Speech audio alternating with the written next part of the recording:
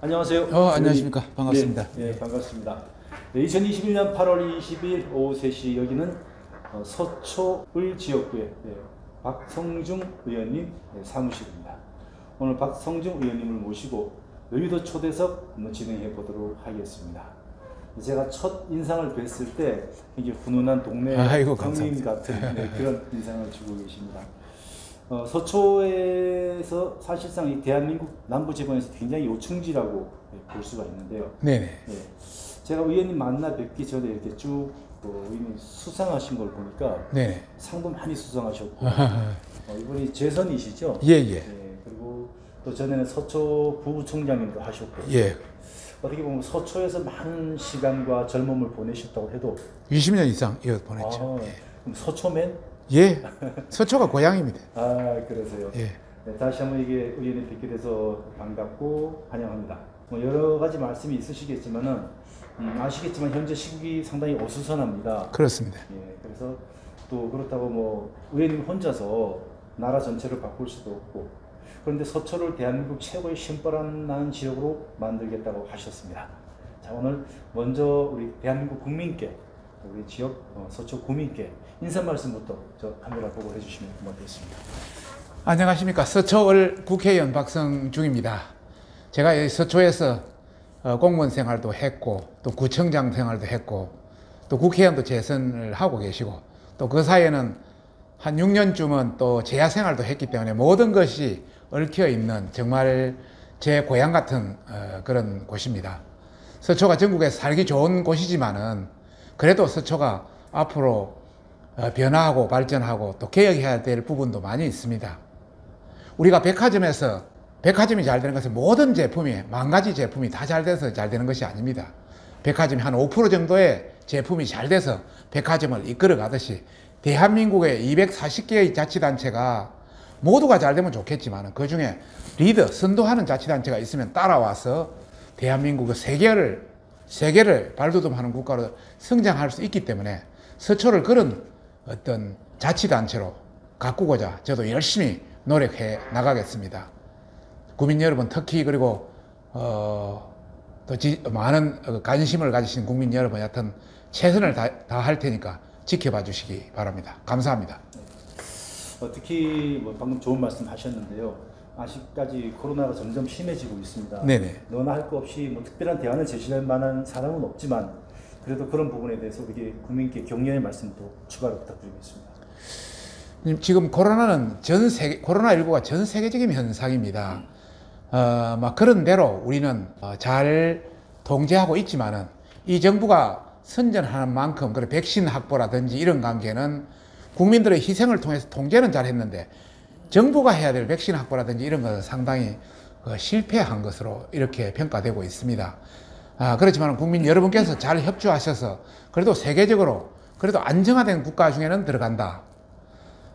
국민들께서 더 이제 아셔야 될 것은 이제 코로나19라든지 또 변이종이라든지 이런 것이 옛날에 독감하고 이제 거의 같은 매년 발생할 수밖에 없는 상황이기 때문에 또 다른 변이도 또 발생할 수밖에 없는 상황이기 때문에 그냥 편안하게 우리가 이것을 잘 견디고 또 잘 관리하고 또 백신 잘 맞고 하면은 충분히 우리가 견딜 수 있지 않나 또 그리고 극복할 수 있지 않나 우리 모두 힘을 합치면 세계 어느 나라도 하지 못한 등을 잘 할 수 있지 않나 그게 곁들여서 최근에 뭐 좋은 소식도 나타나고 있습니다만은 우리나라에서 코로나 백신에 대한 우리나라만의 어떤 새로운 방식으로 백신을 개발하고 있고 또 치료제도 이미 개발되어 있고 이런 상태 또 외국의 백신도 우리나라에서 생산되고 있고 이런 차원으로 본다면 우리나라는 그래도 세계에서 가장 희망 있는 나라다 이렇게 말씀드리고 싶습니다.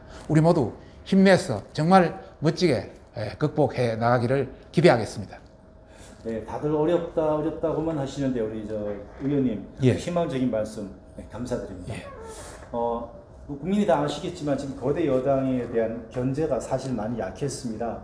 야당 의원님으로서 최근에는 어제 언론 중재법까지 상당히 독주다 견제를 해야 된다 하지만 이 많은 부분에 대해서 야당이 그동안 이렇게 어떻게 불가항력의 일들이 많았습니다. 이런 부분에 대해서 의원님 어떻게 생각하시는지 한 말씀 부탁드리겠습니다.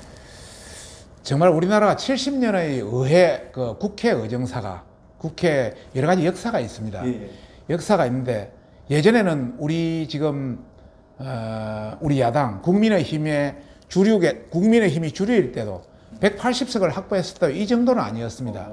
그런데 지금 현재 민주당이 여당이 되다 보니까 완전히 입법 독재를 하고 있습니다. 예전에 임대차 3법, 하루 만에 모든 거 다 통과시켰습니다.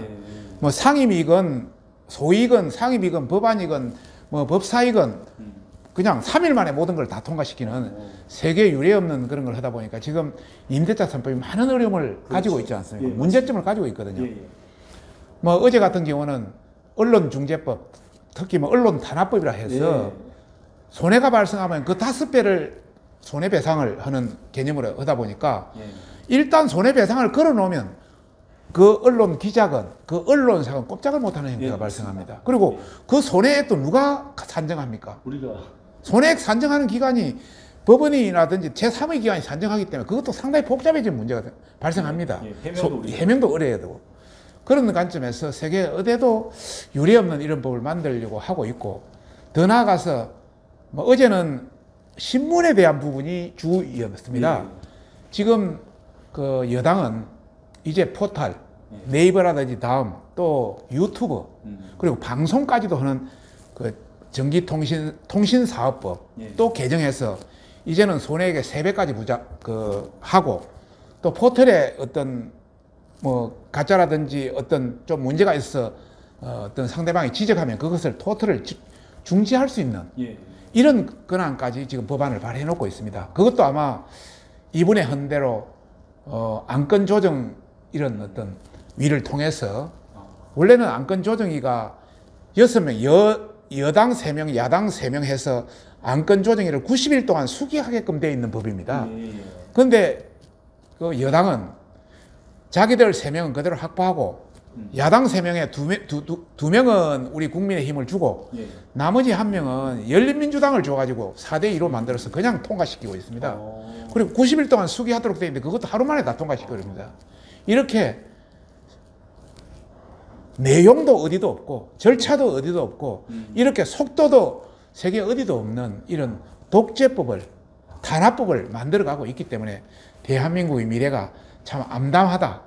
이런 차원에서 국내의 모든 언론 상당한 기관들도 문제가 있다 지적하고 있고 세계의 유수 언론 기관들도 문제가 있다고 지적하고 있습니다. 저도 언론인의 한 사람으로서 이쯤 되면은 일방적 장악이라고 표현해도 무리가 없겠죠. 당연하죠. 사실 이 사람들이 지금 현재 4년 몇 개월 남지 않지 않았습니까? 그렇죠. 기껏해야 지금 선거가 7개월밖에 더 남지 않았는데 7개월 남겨놓고 대선 7개월 남겨놓고 이렇게까지 하는 이유는 이 모든 것이 대선을 위한 하나의 전주곡이다.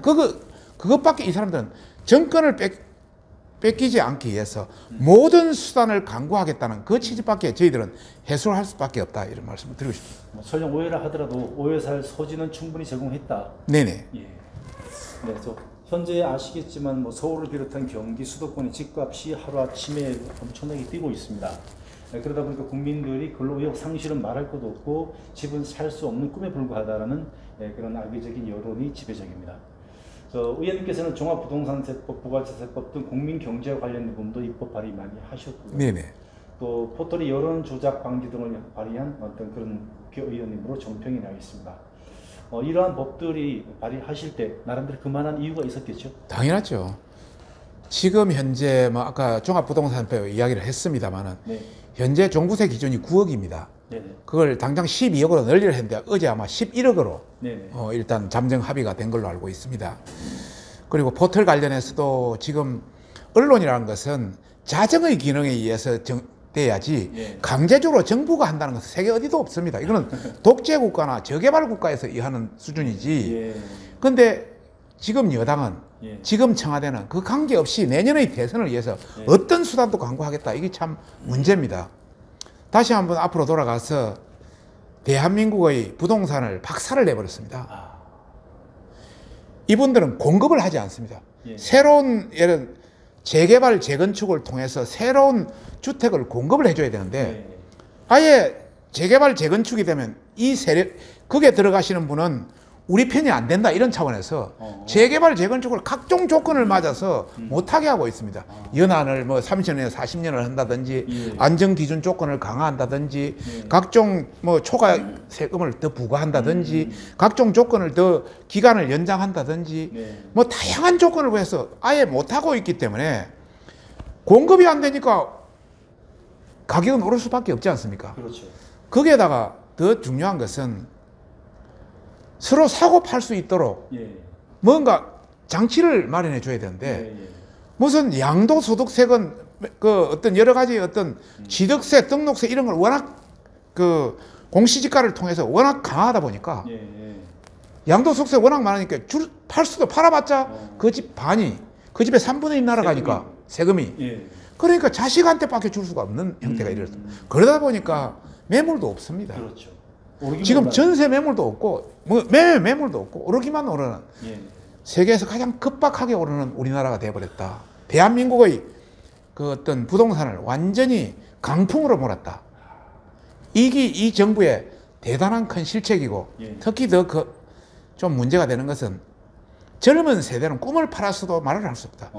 서울에 자기의 꿈을 팔아서 모든 걸 다 팔아서 집을 마련. 예전에는 그래도 자기 봉급의 범위 내에서 신용 대출을 받아서 다양하게 하면 사다리로 타고 올라갈 수 있도록 예. 여지를 만들어줬는데 그렇죠. 지금은 영혼을 팔았어도 영혼을 끌어왔어도 만들 수가 없다는 게 정말 잘못된 정책을 하고 있다는 겁니다. 의원님 말씀 들으면 밤새 듣고 싶습니다. 아이고 예. 네, 그리고 뭐 저도 사실상 뭐 가요원들 긁어주시는 그런 말씀을 해주셨는데 많은 국민들이 아 이건 아니다라는 그런 공감대가 점점 저변에 확대되고 있습니다. 오늘 시간 관계상 많은 질문 드리고 싶지만 우선 몇 가지만 좀 더 말씀드리겠습니다.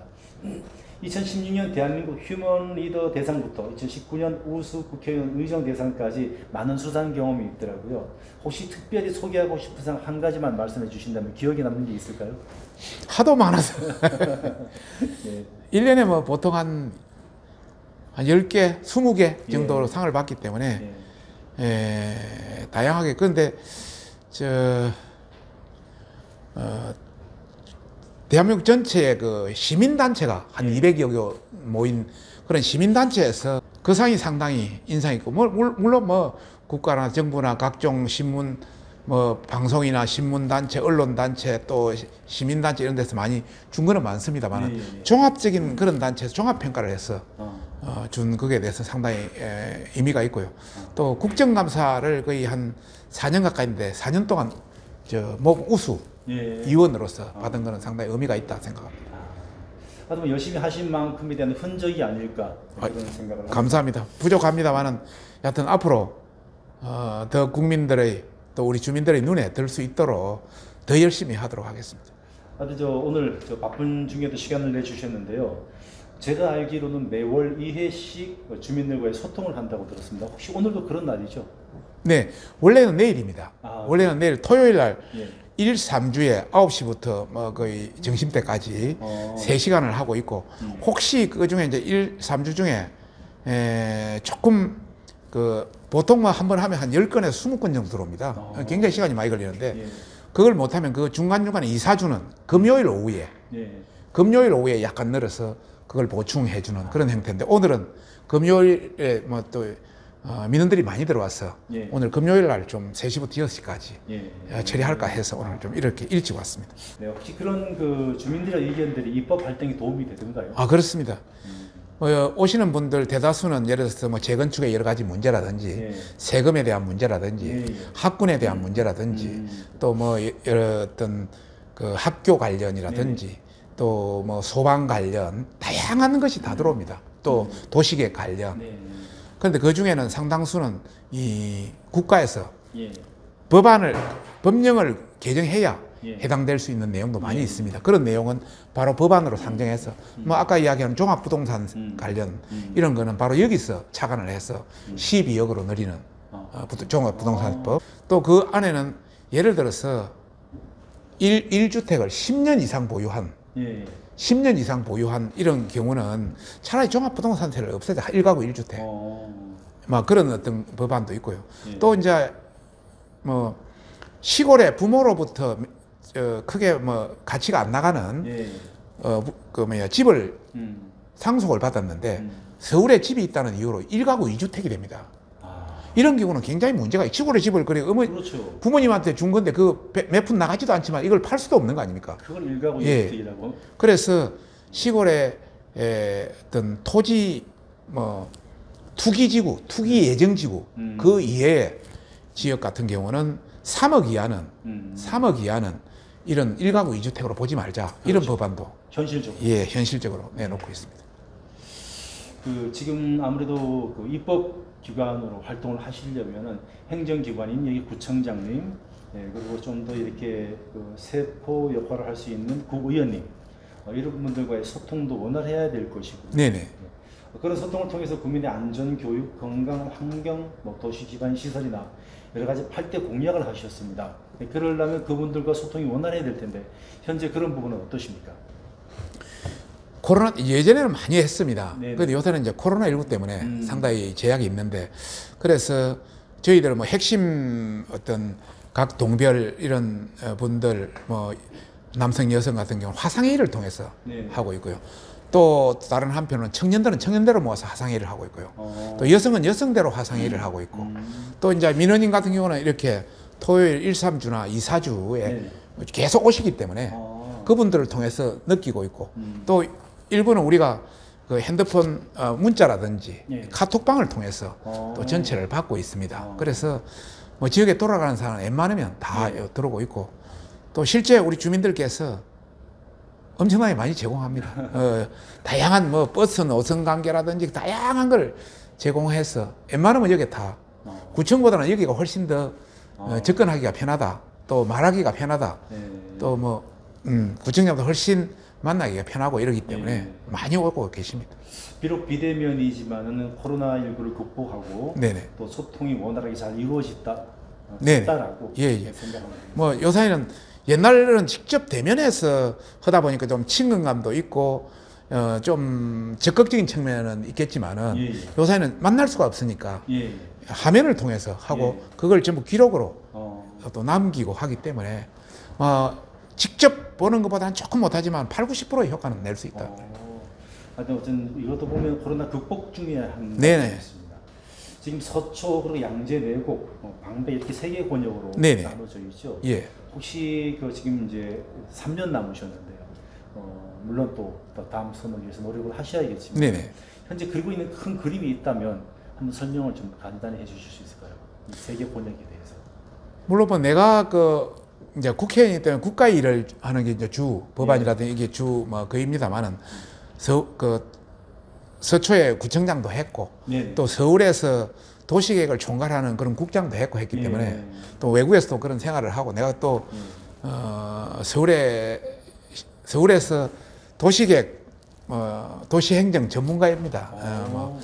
학위도 뭐 우리나라 일본 다 있고 또 오랫동안 실무 경험을 했기 때문에 누구보다도 그렇게 이명박 대통령 때 내가 서울시 도시계획을 총괄했던 국장이었습니다. 그러세요? 그러니까 뭐 서초구 정도는 좋은 법이니까. 이제 수적으로 본다면 역시 뭐 다른 구청보다는 서초가 더 발전돼 있습니다. 그러나 아직도 열악한 곳이 많습니다. 예를 들어서 재건축이라든지 이런 것도 지금 상당히 이익이 발생할 수 있고 또 쉽게 개발할 수 있는 곳은 거의 됐지만은 조금 어려운 지역 이런 건 아직 재건축이 잘 안 되고 있습니다.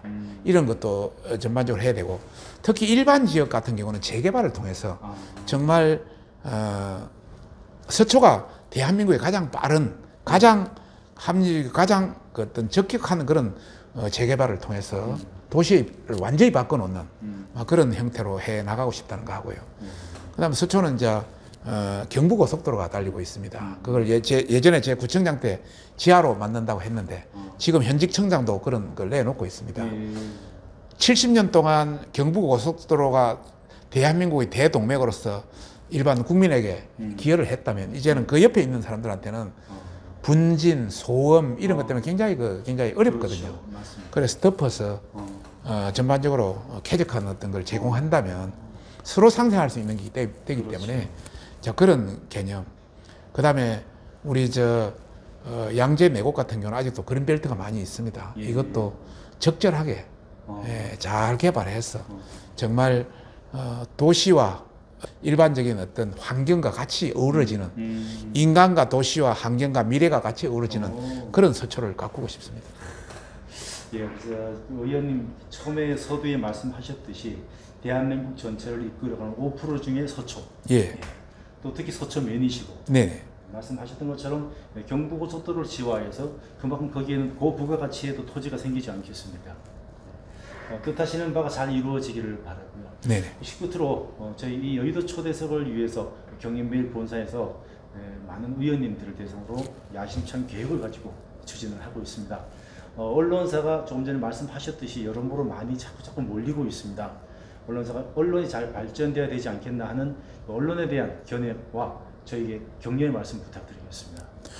제가 현재 가방이 간사입니다. 예. 과학기술방송통신정보위원회의 간사입니다. 예. 그러니까 방송과 통신의 간사인데요. 예. 신문 빼놓고 방송, 또 종편, 예.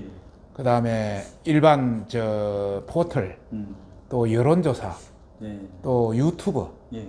이런 게 전부 제 소관입니다. 그 다음에 통신회사, 예. 그 SK텔레콤이라든지 LG 유플러스라든지 그렇게 굉장히 광범위한 아마 신문보다는 몇 배, 몇십 배 더 큰 걸 그렇죠. 사실상 가지고 있습니다. 예. 우리 국민들이 지금 알기로는 옛날 관념으로 신문 방송이 주류 아니냐고 이렇게 생각하는데 신문 방송, 우리나라 신문 방송 전부 1년 합해야 광고 금액이 단가가 3조 안 됩니다. 예. 3조. 예. 그런데 네이버 하나 단가가 1년에 한 5조 됩니다. 유튜브 하나 단가가 6조, 7조, 6조 넘어 됩니다. 그러니까 신문 전체 합쳐봤자 예. 네이버에 몇십 분의 1분이 안 됩니다. 그렇죠. 맞습니다. 예전하고 다릅니다. 예. 예전에는 신문이면 네이버는 아무것도 아니라고 생각했는데 지금 예. 그런 수준이 아닙니다. 세상이 변했습니다. 맞습니다. 거기에다가 최근에 또 다른 분야, 유튜브의 분야에 또 제4의 분야가 또 등장하고 있습니다. 예. 새로운 분야들이. 예. 그런 분야로 이제 한다면은 우리가 사실 신문이라든지 이런 거는 그 기능에 대해서는 여러 가지 어떤 평가가 좀 많이 달라지고 있습니다만은 예. 그래도 아직 전통적인 기능은 그대로 유지하고 있고 특히 우리 경인매일 같은 경우 또 다른 어떤 이렇게 새로운 기능으로 새로운 변화로 이런 어떤 프로그램을 제작하는 거 보니까 상당히 희망이 있고 저도 도울 길이 있다면 앞으로 열심히 돕도록 하겠습니다. 네, 고맙습니다. 바쁘신 가운데 시간 많이 내주셨고요. 예. 저희가 방금 의원님께서 말씀하신 것처럼 이 정치에서 또 일반 국민들이 관심을 가지고 하라고 힘을 주시면 저희는 좀 더 열심히 할 수 있습니다. 그런데 많은 부분들이 선입견을 가지고 그냥 언론을 이렇게 도매금으로 취급하는 경우가 많습니다. 끝으로 우리 박 의원님의 건강과 또 지역 국민들의 정말 건강과 발전을 같이 기원드립니다. 오늘 끝으로 지역 주민들에게 안부의 메시지 한 통 드리고 마무리하도록 하겠습니다. 예. 코로나19로 굉장히 어렵습니다. 우리가 상당히 건강을 해칠까도 어렵고 또 실제 영업을 하시는 자영업자들이라든지 사업하시는 중소기업 하시는 분들은 굉장히 어렵습니다. 그 가족도 어렵습니다. 그러나 우리가 코를 찌르는 매화 향기는 살을 에이는 듯한 추운 겨울을 견딘 매화만이 그 향기를 낸다고 합니다. 정말 지금 진짜 어려운지만 이것을 견디고 우리가 극복한다면 우리 앞에 또 다른 새로운 어떤 코를 찌르는 매화 향기가 나타나지 않을까. 모두 힘내시기 바랍니다. 감사합니다. 고맙습니다.